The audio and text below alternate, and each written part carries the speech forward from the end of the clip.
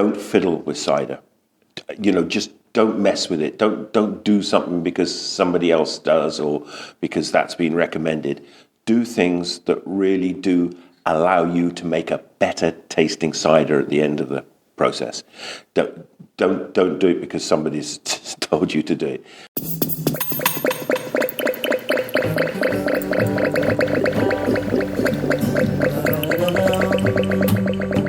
Hello, my name is Ria Windcaller, and I am the producer and cider MC of this weekly podcast, where we speak with makers, cider enthusiasts, and folks within the cider trade from around the world. Hip, hip, hooray! That was Tom Oliver bringing us into this here episode 366 of Cider Chat, and he was encouraging us to not fiddle with our cider. What exactly does he mean? Well, you're in for a treat because Tom is our featured guest on this week's episode, and you'll be hearing from him shortly. But first, we do have a wee bit of news from out and about in Ciderville. If you have a question about cider making, specifically in regards to the yeast used to make cider, and just so you know, if you don't understand how that process is done, you have fresh pressed apple juice, ideally. Ideally, I say, because not everybody has that luxury. And then it's the yeast that eats the sugar and converts that sugar into alcohol. And that is how apple juice is fermented into cider. But there are times when you are doing that, even under the best circumstances, and something can go astray. You can get an off smell like rotten eggs, or perhaps the fermentation gets stuck. It just stops. So what do you do about that? Well, you have an opportunity coming up where you could send me a question about yeast, any question, and I'm going to be speaking with one of the experts at Fermentis, who is an underwriter of this podcast, and we're going to be recording an episode with Fermentis, who cultivates yeast for cider makers, and they also do it for the wine industry and beer and spirits, and asking them your listener questions. So this is your opportunity now. You got a question about yeast, send it this way. Send it to info@ciderchat.com.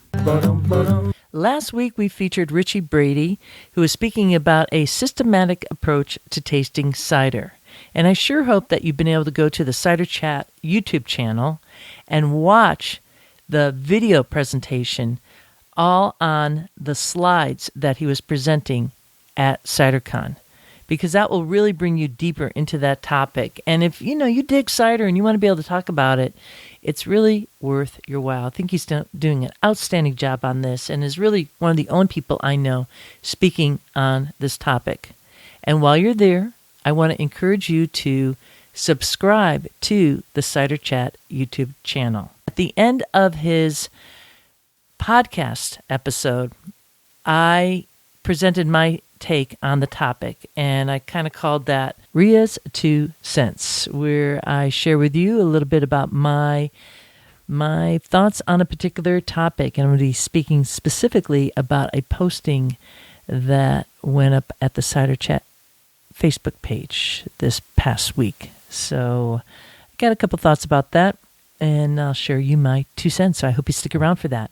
In the meanwhile, we're going to next head to our featured conversation with Tom Oliver. We last had Tom Oliver on this podcast just 5 episodes ago. He was part of the panel discussion on Is Sulfur Dioxide Necessary? And he was speaking at CiderCon, and that's actually where I met up with him. We took that opportunity to catch up after the world had shut down for a couple of years there. So I hadn't seen Tom since, I think it was Oakland, perhaps. Yes, Oakland. That was in 2020. So it was great to see him and hear what he is doing, and that's exactly where we're going to be going to next. You'll be hearing about what is new for Oliver Cider. I found that really interesting. A new technique. Well, it's not a new technique. It's actually a really old technique, but now he is incorporating into some of his cider making. and some of the work that he's doing outside of the cider with other individuals. So that's really fun, along with what he means by minimal intervention. So without further ado, let's grab a glass and join this chat with Tom Oliver of Oliver's Cider and Perry Company, based in Herefordshire, England. We've been in business selling cider since 1998, and we're a single farm. We grow 10% of the fruit that we use, and I buy in 90%. We've got some partner orchardists, and we also look after some orchards for people. And we are totally immersed in the idea of what I see as farmhouse cider, and that is spontaneously fermented varieties of apple grown specifically for making cider. And in our region of Herefordshire, that is all about Tannic cider apples and Tannic Perry Pears. Then wild yeast fermented, and it's a word now I'm a little more reluctant to use, using minimum intervention techniques. But we are still very keen on it if there's a job or a task in the process. Can we just pinpoint that a little bit? Yeah. What is your trepidation about that? Yeah. So minimum intervention has come to mean, I think, a variety of things to people, and for me, I think the easiest way to put over what I mean is don't fiddle with cider. Just don't mess with it. Don't do something because somebody else does or because that's been recommended. Do things that really do allow you to make a better tasting cider at the end of the process. Don't do it because somebody's told you to do it. Work out what you need to do and why you need to do it, and do it. But don't go doing anything else. Because why? Mm-hmm. If the taste isn't improved, then to me there's no point in doing it. So that's more how I see minimum intervention now. And have you ever fiddled with cider? No. Why change a good thing, right? Exactly. I'm an inveterate non-fiddler. Is the pressure on, though? I mean, it's being used a lot, and I know that when Tom Oliver's in the room, it's kind of like, I got to talk to Tom, and I know it's true with Americans in particular. We are quite focused on the technical aspect of cider making to the umpteenth nauseating degree. Well, I speak as American, so I guess I can call myself that. You can say that. You can say that. Yeah. It's just that I think I have always been so immersed in the traditional way of making cider, which is really an agricultural process in an agricultural year, where you, as a farmer, you don't have the time to be messing around. Right. You've pressed the juice. You've started the fermentation in whatever your container you're using. And then you're on to other things. Mm-hmm. You're pruning, or if when we were hop growing, you were cutting back the bines. You're getting ready to plant in the autumn, or you're getting ready to plant in the spring. And then you're going to start lambing or carving. So it fitted in the year in terms of the farming process, mm-hmm. and that's how I've always approached cider making. Mm-hmm. And I sort of like it too, because it naturally forces me not to fiddle. Mm-hmm.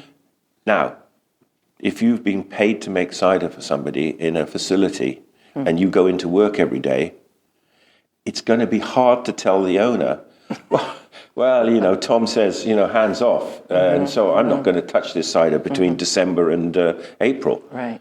But that's what I do. Yeah. Yeah, you let it go. Yeah, so maybe that's a luxury afforded by being, in the more agricultural-based approach. Mm-hmm. Yeah, and when you say you're a farm, you have animals in your orchard. Yes, we do. Right. We have sheep in the orchard, mm-hmm. And we graze the sheep in the orchard. Any particular variety of sheep? No, I will say all the trees are well protected. guarded and protected now, and they're of an age when they can stand it. I learnt my lesson many years ago. It takes one athletic ram less than a couple of hours in an afternoon to destroy years' work. So don't. Not a good idea. So with cider, do you do the same approach with your Perry? Yes, because the initial start to the season, when you're harvesting the fruit, you press it, you've got the juice, and then you let the fermentations happen. That the same applies to both. The Perry will possibly always be a little more interesting in that there is the potential for stuck fermentations. There's always the element of, well, how much of this is sorbitol and something that won't ferment out, or how much of this is fermentable sugar left.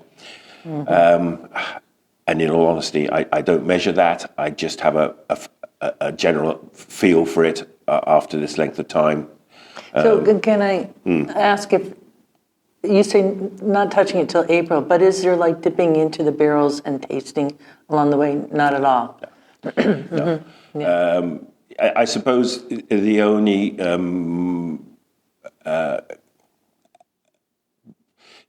difference that I would say has crept in over the last few years is that I have become quite convinced in certain situations of the merits of bâtonnage. Now, for me to be using what is really a wine technique, but it's just good, I suppose, fermentation practice. Okay. But we've seen dramatic differences in the same cider between the non-bâtonnaged version and the bâtonnaged. Both were nice, but both entirely different, and it was absolutely fascinating. So we do it with our Yarlington mill a lot, which can sort of stall a little bit towards the end of the fermentation. And we end up with two Yarlington mills. One is the one that we let stall, has a little residual sweetness, and is nice, but a little more straight down the line Yarlington, if I can use that to describe the classic soft spiciness and floralness of Yarlington. And then the one that's bâtonnaged will always ferment out to dry, be much bigger and bolder in flavour, and develop some of the sort of classic, more orangey, deeper spicy notes, the sort of marmalade-y aspect that I love about big bittersweet ciders. And it just opens up in the mouth, and you're going, I can't understand how these two ciders really are related. And the only thing you've done is that little bit of, and bâtonnage for us is just pumping around in the tank. It's nothing grand. It's when you say pumping around, like I'm with a stick, or no, with a pump, and you just pipe out of one outlet in through the inlet at the bottom. And mixing so it up. Literally mixing it up for 20 minutes. I mean, it's basic, really basic, nothing grand. Obviously, a degree of. So can I just pause you there? So bâtonnage for listeners is where you're stirring in the lees over time, and you do typically a scheduled routine on that. Of course. Oh, of course. He has that laugh, and I'm not sure if he's serious or not. But, it would be after the primary fermentation, a robust fermentation, because the lees are, obviously not settled down. So you don't let them settle, and over a course of a couple months, you are stirring in the lees, or like that, the yeast cells, and bringing it up, and it typically creates a larger complexity and mouthfeel to it that you wouldn't get otherwise. That's it, and in our very simple minimum intervention approach, we do it once. It basically rouses up all the cider, all the spent yeast cells. It allows the fermentation to finish out, because the spent yeast releases nitrogen. There's there's a whole science to what happens, which I can't tell you without reading it from a book. But it enables, as you said, the fermentation to complete. And in the completion of that fermentation, you get more alcohol. It's incredible. There seems to be a much more efficient conversion of the small amount of remaining sugar to alcohol. So it's distinctly more alcoholic than the one you haven't bâtonnaged. Percentage-wise? Yeah. What do you mean? Yeah. There's a 1% difference. 1% difference, when I would be expecting about half. Interesting. Oh, that's quite a bit. I was amazed. Yeah. So it's almost like a bonus 0.5% alcohol. Yeah. Which actually may or may not be useful in some ways, but so you've got a heavier weight of the alcohol in it, but it's the roundness of the flavour and the completion of it.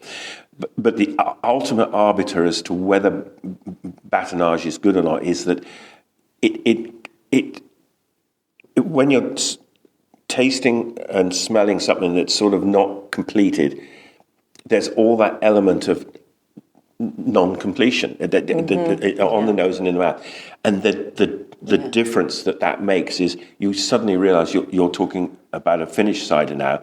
Now you can decide on maturation and aging and what you want to do, and it was so noticeable, and I'm a recent convert to this.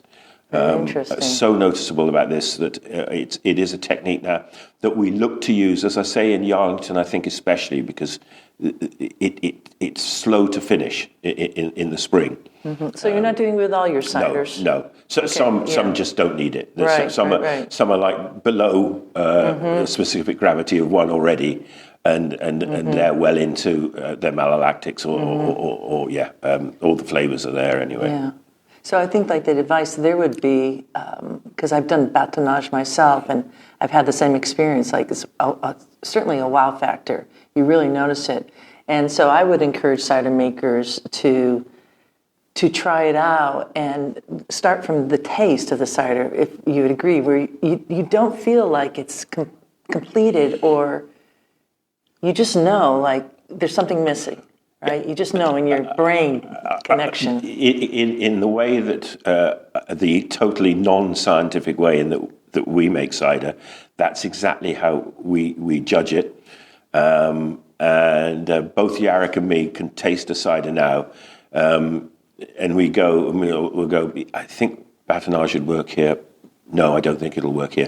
What we do believe is that there needs to be at least some residual sugar, fermentable sugar, to make it work. Otherwise, in the way we see it working and like it working, we think that's an important thing. Otherwise, if something without any fermentable sugar in it, you're just pumping it around and letting oxygen get to it, which there may be a benefit to that as well, but that's not how we see bâtonnage in this case.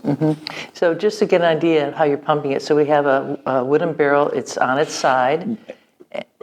Stop you there, sorry. Okay, not a wooden barrel. It's very unlikely we'll do it with anything in oak.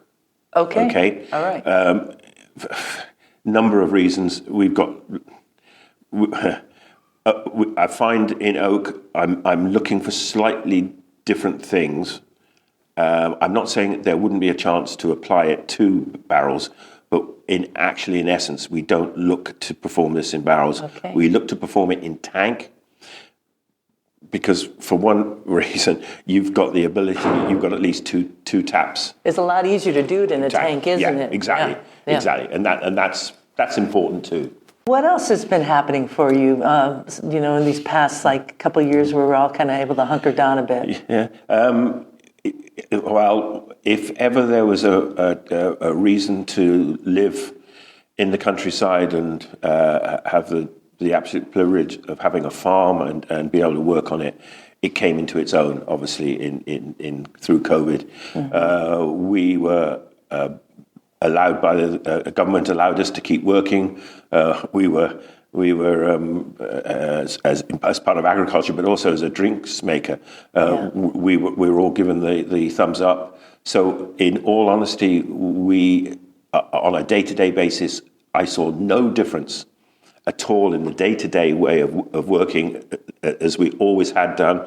And the only difference was in the evening, you wouldn't have a chance to go to the pub. You'd just go home and that would be it. But it was fantastic. So all the hardships that people were going through in towns, etc., we just didn't have. You know, the people were in their houses or out to walk for 10 minutes. I mean, it was just terrible for them. Yes. We didn't have that. You know, and rightly so. You know, I believe that living and working in the countryside is not necessarily easy, and if there are benefits to be had, we deserve them. We've earned them because we don't have access to transport. We don't have all the sort of immediate utilities and shops and all that. So this was one of the times when it really did pay off. It meant we could keep working. Kept making cider, and fantastically, our cider distributors, Fine Cider and Felix in London, and Alice at the Real Owl Company, and Hard Press Cider up in Edinburgh, they all kept working. They did a lot of home deliveries. We were able to make cider and sell it, and the whole thing kept moving along. And we assume incredibly lucky. So. That got us out of that, and then we're into the brave new world now. With for us that wonderful juxtaposition of one of the great tragedies of our time, Brexit. So post Brexit, post COVID, and we're into this brave new world where we're told we can trade with anybody in the world, which was the way we'd always traded anyway, and built up lots of great businesses and relationships, and then suddenly all these relationships required new paperwork, cost 2 to 3 times as much, and really had been decimated anyway during COVID. We're now trying to build export back up. That's quite a challenge. We're trying to see how far we can progress with the 750ml bottle at a time when we're now facing regional approaches to glass recycling in the UK. Scotland's got one approach, England's got another approach, and Wales will have another approach. All of them are going to cost us money in terms of joining some club and recycling glass. So that's a big pressure that's coming on. We've got a rejiggling of our duty levels, and so making cider even at my scale, with all the potential clawbacks or reductions that they will offer us, will mean we're going to be paying more duty than ever before on our cider. We transport, glass, bottles, everything, all costs are escalating. So we're hitting a fairly challenging time, which is probably not much different, really, for most cider makers. I think making cider is a challenge in itself. I think it's a little bit more challenging. I mean, we got to own it. Like we're all in PTSD from COVID and trying to, like you said, like a brave new world. It's a big deal. So in terms of importing into, or in your terms, exporting to the U.S., what does that look like for folks here wanting to get your cider? Well, it's still happening. And Sam at Ancho is still importing, maybe not quite as large amounts as we had been looking at 2 to 3 years ago, because the costs literally, just as you're talking about doing the next export, sometimes double overnight for no particular reason. And I know at one stage the costs of export from the UK tripled. It makes it impossible to budget for that and to make money from it. And we have to face it. Everyone's got to make money from this in order for it to happen. So that's presented its own challenges. So we're sending modest amounts over at the moment, and I'm delighted that we can still do that. I want it to be more, and I think one of the great opportunities that CiderCon presents me is that I have a chance to speak directly with Sam and about what we can do and what will work. And is Ancho, and let me just let folks know that Ancho is based in Washington, D.C., and so would have Oliver's, Cider, and Perry on site there and available, and also distributes that out a bit too. So folks can get it on the East Coast and throughout the U.S. and via mail order, but again, it's limited amounts. Yeah, and get it while you can. Yes, that's it. And know that you're lucky. That's it. And I'm really lucky. There's some lovely supporters of Oliver's, who will go to the nth degree to stock it. And I'm thinking of say Redfield and Oakland and stuff. It's just cider bar in Oakland. It's just cider shop. Yeah, brilliant that they do. But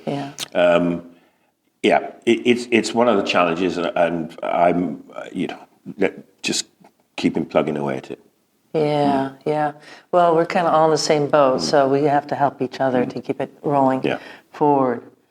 So meanwhile, back at home, you've had a couple different projects, and one is the London Cider House. So let's talk about that for folks landing at Heathrow and exploring the city and wanting to check it out. Where exactly is it located? Okay, so the London Cider House is in Borough Market, and Borough Market is a thriving food and drink market with literally hundreds of different food and drink opportunities, mostly food. To be frank, but it's based on a market sort of layout, and it's like a warren of alleys and stalls, and a combination of sort of permanent stalls and impermanent stalls, and it's anyone interested in food and drink, and that caters just for people to wander without any pressure to buy or consume.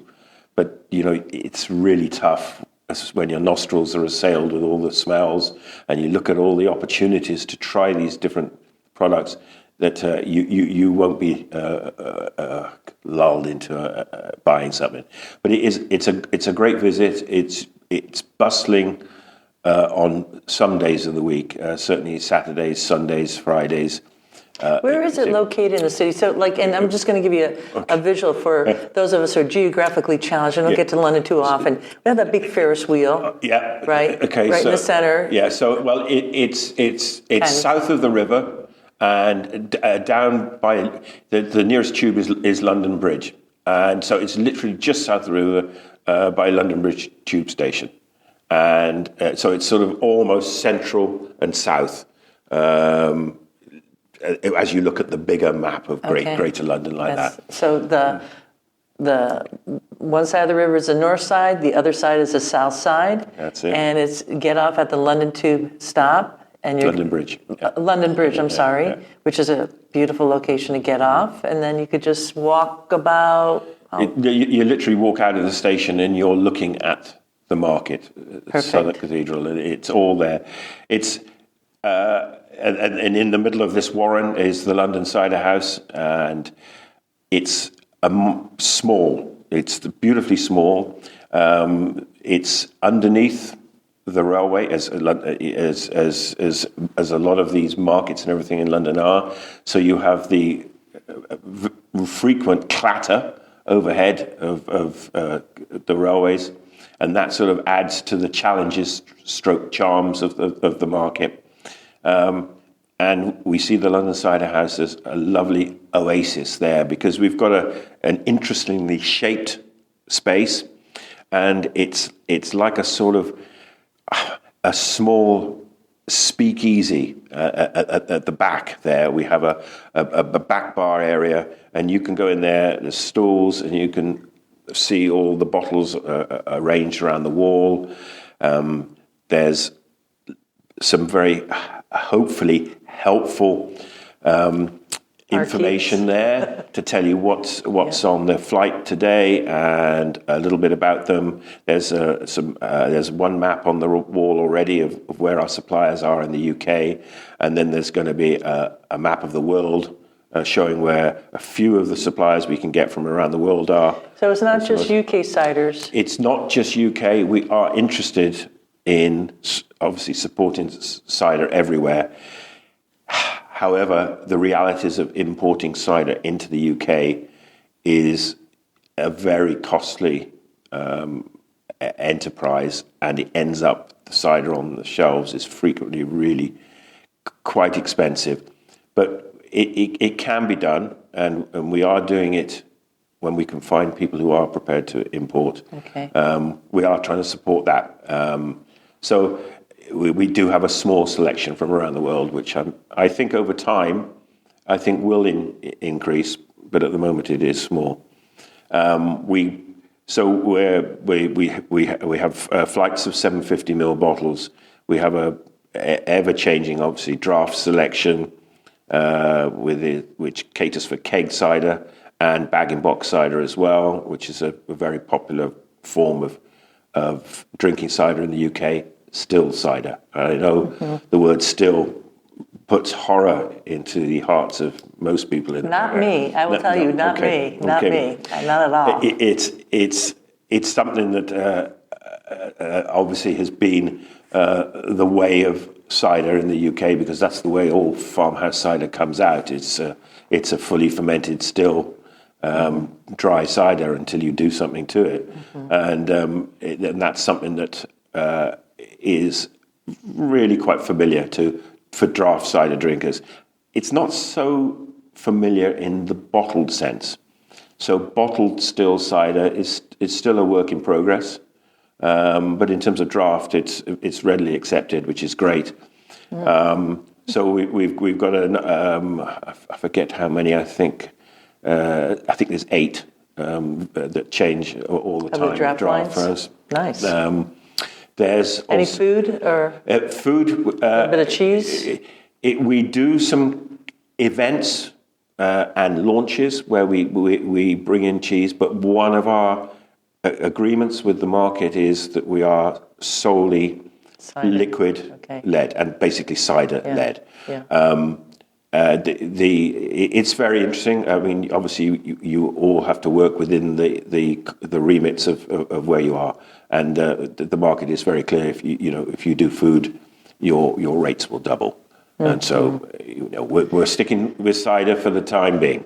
Okay. We're surrounded by lovely cheese shops. Neil's Yard is. So can folks bring in a little bit of cheese to nibble? Yeah. Well, that's all we need to know. There we go. You can go and buy your dinner or whatever, wherever, and bring it to the stand, buy a drink, and so that's fine.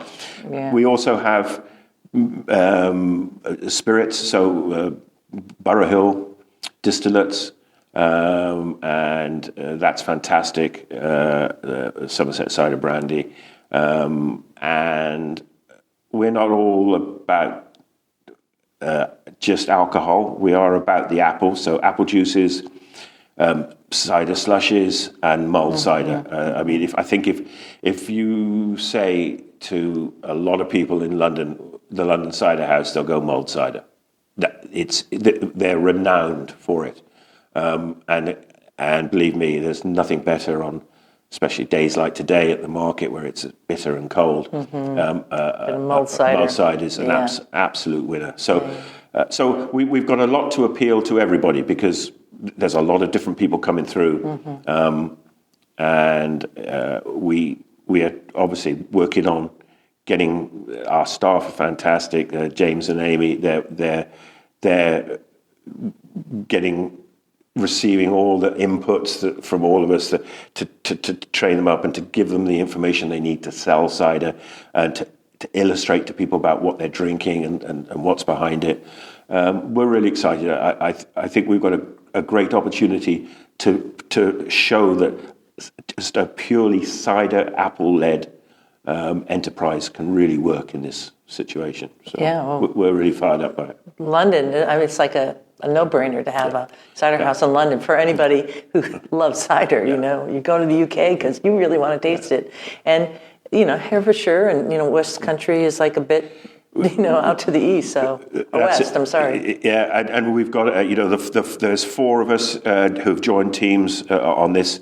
There's been a cider at Borough Market for, I think it's 23 or so years with New Forest Cider. Started by Barry Top, and now it's Mary and Sally Top, their daughters, who are one quarter of this. Then there's Felix Nash from Fine Cider, cider merchant, and an all-round wonderful cider advocate.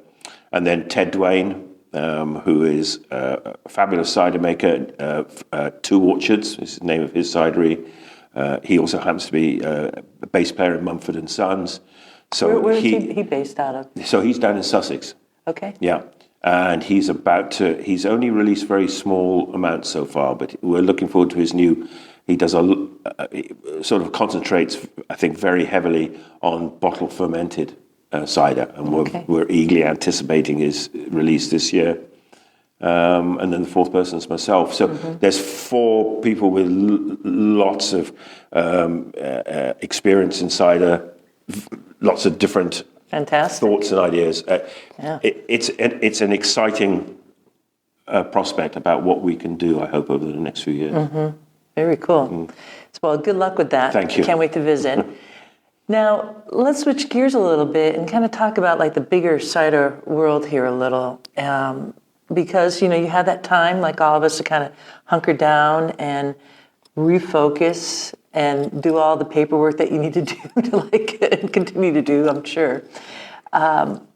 And, following social media, you're always seeing something coming out from Oliver's. It's not like you just stand on your laurels and just sit there. Yeah. You're doing collaborations with people. Can you talk a little bit about that and tell us what's up? Yes.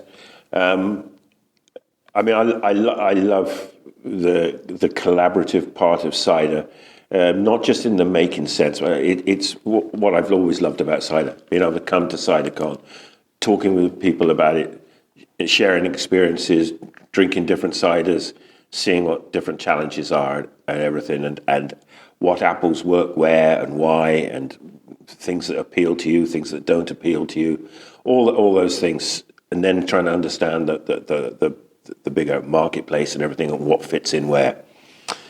But one of the most constructive ways that you can broaden things is by working with other people. And of course, for me, my longest running collaboration, and the collaboration that is still in place, is with Ryan Burke. And we've been making Gold Rush together. We've done 9 iterations of it. And the 10th one we'll be doing in Oakle Pitchard in hopefully beginning of May, around about that time, I think. So I'm really excited by that. And that's just making cider from juice that I've fermented and that we then decide on a blend. And that's a lovely way to approach. But I've had the opportunity over here of sending a fermented cider or fermented perry. So fermented perry went to Amy at Botanist in the Barrel, and they made a perry from that. And then fermented cider went to Sam at Ancho, and they made a cider from that. So Hereford Gold. So you're sending perry, and you're making a cider. No, so I sent perry to Amy, Botanist in the Barrel, and I sent cider to Sam at Ancho, and they're making a cider from it. Right. And then, so recently, I have sent juice or cider to people to use in their own way. The most recent one is with Johan at Pomologic. And he's made last year a cider that is, in essence, my a blend of my barrel fermented cider with his ice cider, and he made a wonderful cider come together, which we released coming out of COVID because we wanted to just show, that we were coming together and that this was the time for everyone to come together. And that was good. And he's now made the next year, or this year, a couple of months ago, he's made a cider that's coming out in cans in Sweden, and it's called Wassail. We just that seemed like a good thing for him. That's a happy thing to put on a can. It seemed good. So that came out, or is coming out any time now.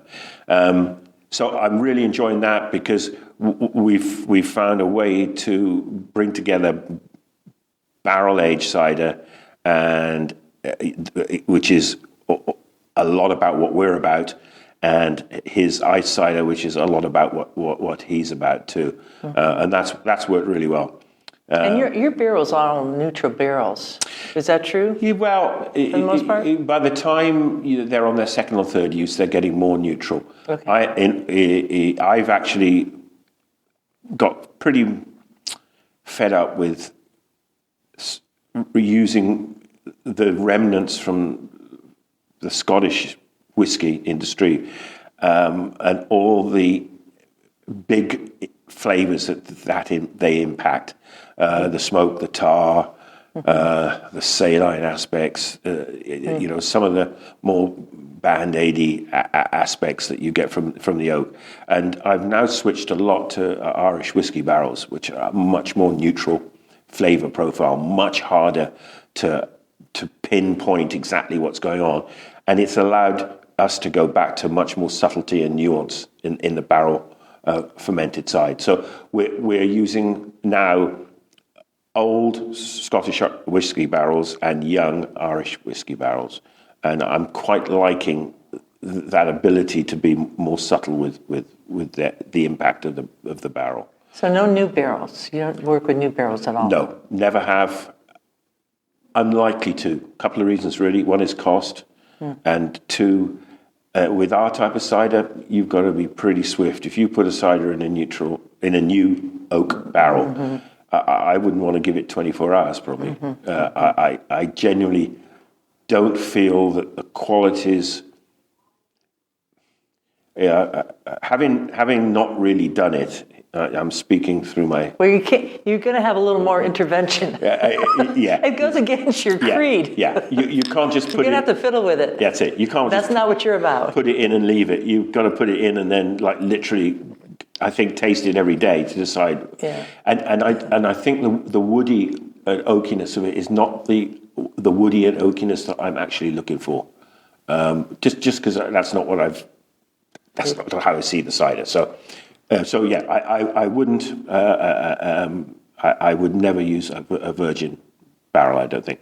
Besides, I'll just be curious. We'll look down the road here, because to hear you say that you're doing bâtonnage, I would have never thought. But there you go. Ria, never say never. Exactly. I've learned that one. Never say never. That's true. That. That's the sort of cider collaboration. Yeah. But then for me, there's other aspects to collaborating that really sort of fire me up. And I think this goes back to where you see the taste potential, and I know there's a lot of collaboration going on in terms of co-ferments with things like name any fruit under the sun, name quince. Probably not for me. No disrespect to those fruits and those things. Just not my bag. Yeah. But having been a hop grower and growing up growing hops, I feel very, very comfortable with the idea of hop cider and hop perry, and indeed have made both, and that have gone down very well, and will no doubt probably make both again in the future, but just seems not enough time at the moment to do that. But I have had the wonderful opportunity to do some co-ferments with, let's say, different worts or different combinations of grain with certain different brewers. In actual fact, it's not that many brewers, in all honesty. So my regular collaborator in the I don't like the word hybrid thing, but in the beer cider area is Johnny Mills at Mills Brewing in Gloucestershire.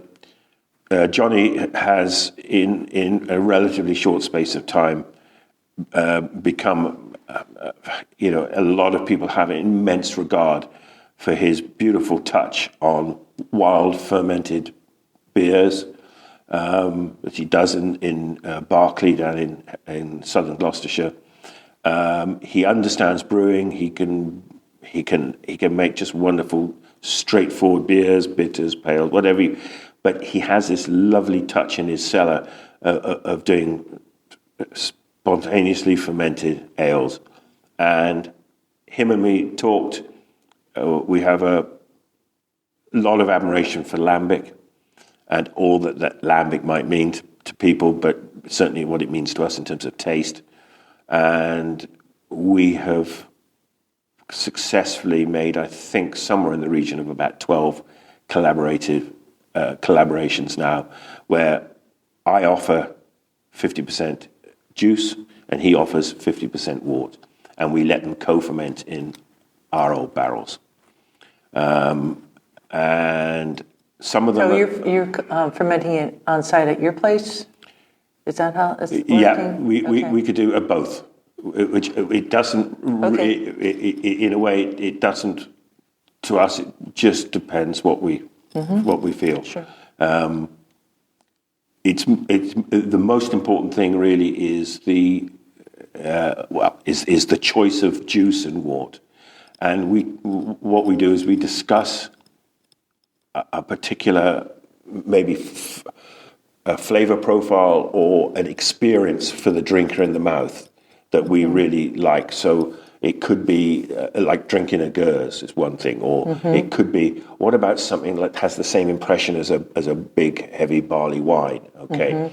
Or what would it be like for like a lovely, strong golden ale thing? So all of those things trigger, for him, different combinations of grains, and maybe some hopping, some age hops in it. And for me, it triggers different apples, and then you've got the marriage of those two co-fermenting, and the way that the wild yeast seem to use the sugars in the wort in the way they do, and the sugars in the juice the way they do, and it's fascinating. So we've been making these co-ferments. Foxbick is one that we do a series of, and it's foxwhelp juice with a different wort. Did you say fox ferments? Is that what you called it? Foxwhelp. So foxwhelp, but are you calling it? We call it, yes. Foxbick is the name of the drink. Foxbick. Yeah. So it's foxwhelp. So fox from foxwhelp. Right. And bick from lamb bick. Okay, I got it. Okay, I want to just make sure I heard genius that. Genius there. Foxbick. Okay, yeah, right. So it's foxbick. Okay, Is right. what we Well, call lambic is Belgium style. Really, it came out of yes. Belgium. It's delightful. Yeah. So we're doing that, and these are incredibly well received. We don't make huge volumes, but they're incredibly well received, and have provided people with a lot of discussion, and it's excited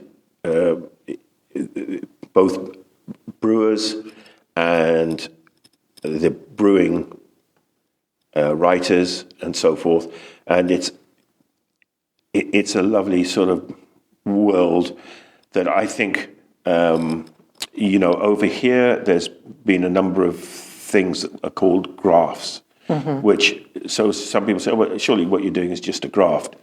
Well, of course, I've got the conceit to suggest that what we're doing is a little bit more than just a graft. Yeah. This is far more tailored, far more considered, and it's not something that happens overnight. It takes like 18 months or so to do these things. So, but what has been exciting is the, and for us, this is what it's all about, is the taste. We're feeling like groundbreaking taste, mouthfeels that are different, things that you think with spontaneous fermentation of two different mediums in barrels and pre-used barrels. It's like, well, anything could happen, and yet these just beautiful, sort of considered.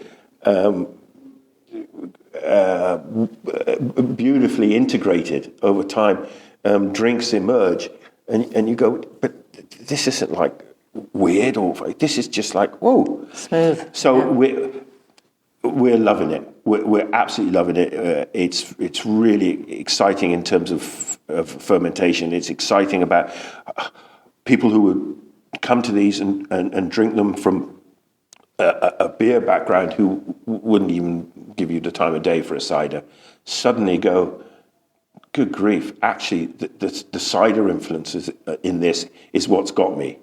Well, I would have never realized that. So it's bringing in new drinkers to the category, but in a way I'm conceited enough to think we might be creating like another whole set of drinkers who are finding something in this for them. So really, really stimulating in terms of fermentation. Definitely. Really engaging. And out of this, on the Perry side, we've done with Johnny. We've done a few Perrys, but we've also done one called Saison des Pois, which is with the ciderologist Gabe Cook, Gabe and his brother Alex, and a brewer called Johnny Bright in Hereford. We've done a couple of Saison des Pois, and they are once again a saison wort, whatever that might mean to people. It's a wort that could be brewed to create a saison, and we've blended, co-fermented that with Perry pear juice. So 50% pear juice, 50% wort. And that's come out as a really, really interesting drink too. And so much in a way that Cloudwater took the opportunity to brew a big batch of Saison des Pois because they loved the profile of it. So there was a big independent brewery seeing what we'd done in a small way and going, oh, would you allow us to just do that in a big way? And that was lovely. So all the time, this in its own little way then put the word pear or Perry and in front of people who would never have heard of it or considered drinking it. So and that's exciting in its own right, as well as the qualities of the finished drink. It's exciting to be putting drinks in front of people who might be skeptic otherwise. That's wonderful. I love hearing that. I'm also seeing that in the U.S. So it really, I think you're hitting it spot on, and that it's going to really uplift the category overall. And I also wonder that this kind of touchy subject of people saying, well, you ferment cider, that's it, and there's folks who are kind of new to it, and there was such a big homebrew, group of people who call it brewing. And so maybe it's not so bad to just call yourself a brewer too, because you have that product. I don't know how you feel about that, but I think it's kind of like, for me, I think it's really opening a lot of doors and not being so touchy about it, but I'm curious. Yeah, there's a couple of things. One is that, for me, that very, very basic thing that you make cider and you brew beer. Those are the two disciplines. But when you come to do a co-ferment, it's actually you're not actually brewing. You're actually just fermenting. But you have to brew to make the wort. But I've seen both. I've seen people, kind of brewing it up a little bit too. So you have to brew the. You brew the wort. I mean, brewing being to heat it up. Yeah. So you have to do that, and then you take that and co-ferment it. Right. So I do believe that as long as the language is used correctly, then that's fine. It's how you then go on to describe the finished article that means that there is a. You're both brewing and fermenting. Well, you're in the brewing category once you're cider makers in the brewing category, in a way. Excuse me, yes. I suppose. Yeah. I mean, I'm trying to build bridges here, really, because I think that we could set ourselves so polar opposite, and like cider makers, we are our own individuals, and I think that over time that has really kind of set back this industry overall, but maybe I don't know. Just thinking on the hoof, as it were. Whenever it's a us-them situation. Maybe what we do is step back and go, we're just fermenters. Well, absolutely. Let's put to one side whether you've brewed it or you've made it. We're just fermenting, and we're fermenting a wort that's been brewed, and we're fermenting a juice that hasn't done anything yet, and they're co-fermented. Yeah. But I am, though my approach to cider making is incredibly simplistic, I am also keen that language used by people within industry is correct, and I hope I am correct in things I say and the way I say it, because it is very easy for people to pick up on things and then repeat them to others, and you can hear things and you go, "That's just wrong." You can't say that. That's wrong. But once someone's heard something and it's gone in there, and they then tell it to others and it's wrong, it's like, oh. So I am really, really keen that things are said correctly, and it can still be absolutely fine to. I think because once things are correct, then it's easy to be inclusive. It's when things are incorrect, it's like, well, what's right and what's wrong, and I think we need to be clear, because there are some there are things that definitely need to be said in the right way. Mm-hmm. But we'll leave it at that. Okay. Well, this is wonderful, Tom. I really appreciate your having a little conversation, a little chit-chat, hearing everything that's going on at the cidery, and looking forward to the new future here and the opportunities that you're bringing in. Well, thanks. No, I'm as excited as ever. I think the challenges are always there, and they're always changing. But let's be clear about it. The biggest challenge is just making great drinking cider, and while you can do that, then I feel one has a relevance to everything and a contribution to make. But it's like any great songwriter or anything like that. You're only as good as your next hit, and we need to keep making great stuff, and hopefully people will enjoy it.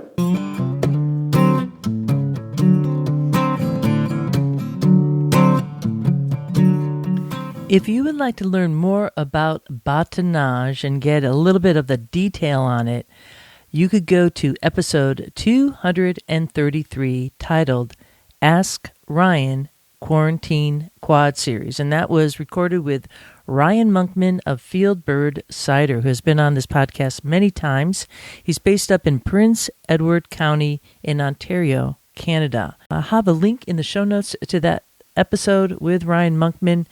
Do check it out if you're curious. And he also talks about maderization, where you are essentially cooking the barrels. You heard me right. Cooking the barrels is one of the ways to talk about it. You're going to really want to check this out. There'll be a link in the show notes for this here episode. But if you want to just Google it, you could do Cider Chat, episode 233, Ask Ryan Quarantine Quad Series. Up next is 2 Cents in Ciderville. Just a few days ago, I posted an online article from Good Housekeeping in the UK titled The Best Ciders of 2023. Most of the ciders have water as their first ingredient, and it kind of jarred me a bit. And I shared it to the Cider Chat Facebook page and titled it, Have New Insight on the WSET Wine Level 2 Training Regarding What Constitutes Cider. I can't imagine that the Wine and Spirit Education Trust, which is this certification level of experts that were on this panel deciding what are the best ciders for 2023, would have made a similar list for wine. In the wine community, if you saw a list with a lot of wines being made with adjuncts and water as the first ingredient, you'd expect to see some outrage. And indeed, there was outrage on the comments. So thanks for all the folks who took the time to post. I like to flip this upside down because with social media and the algorithms that happen there, it's all about engagement. And typically, the highest engagement comes when people are outraged. So I'm going to encourage anyone out there in Ciderville, if you really want to help cider and create a narrative and kind of walk the talk of this being a joining and welcoming community, then take the same amount of time when cider media, such as Cider Chat, posts something every single week with experts in the community and find something good to say about it. Something that will kick the algorithm that way towards info that is being supplied to the community at no cost to the community and is really elevating the education and enjoyment of cider. That's one way that we can change the algorithm and help keep cider going up. And with that, I leave you here. This is Ria Windcaller signing off for now. Looking forward to seeing you in Ciderville. Strange apples, bitter sharp. Strange apples, juicy ripe.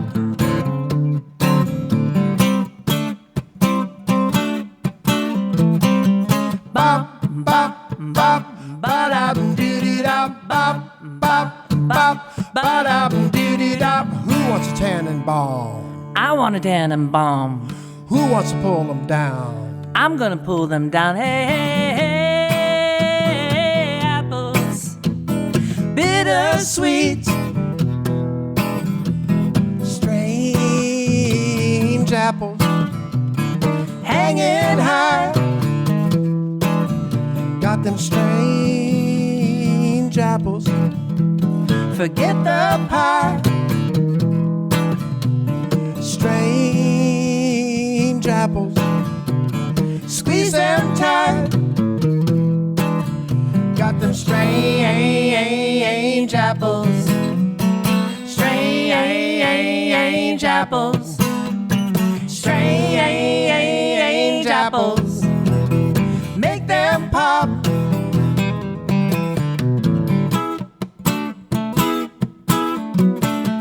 Pop, pop, pop, ba-da-doo-dee-da, pop, pop, pop, ba-da-doo-dee-da. Who wants a tannenbaum? I want a tannenbaum. Who wants to pull them down? I'm gonna pull them down. Hey, hey, hey, hey, hey, apples. Come and see. Plenty strange apples for you and me. Strange apples. Strange apples. Strange apples.